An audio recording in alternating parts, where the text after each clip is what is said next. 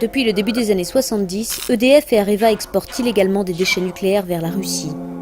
Ces déchets proviennent de deux endroits différents. L'usine de retraitement de la Hague dans la Manche et l'usine Eurodiv de Pierrelatte dans la Drôme. Ils sont acheminés en train jusqu'à l'usine du Tricastin. Là, ils sont conditionnés dans des formes plus transportables et sont mis sur un immense convoi ferroviaire.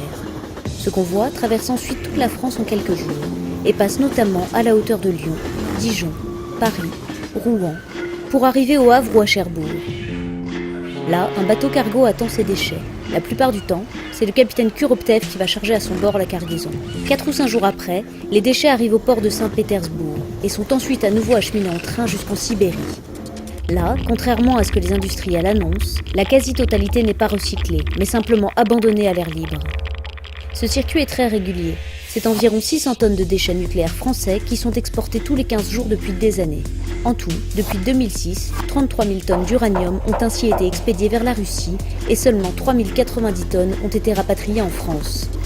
En 2005 déjà, et plus récemment fin 2009, Greenpeace a largement perturbé le départ du navire vers la Russie.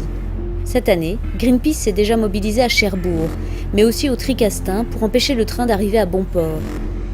Greenpeace est déterminé à obtenir l'arrêt d'un trafic qui se présente comme du recyclage, mais n'est en réalité que des exportations de déchets dont l'industrie nucléaire ne sait que faire. Parce qu'EDF et Areva se défaussent de leurs responsabilités en polluant la Russie, Greenpeace est déterminé à stopper leurs exportations de déchets nucléaires. Vous aussi, demandez l'arrêt de ce trafic. Signez et diffusez la pétition sur greenpeace.fr/stopnucléaire.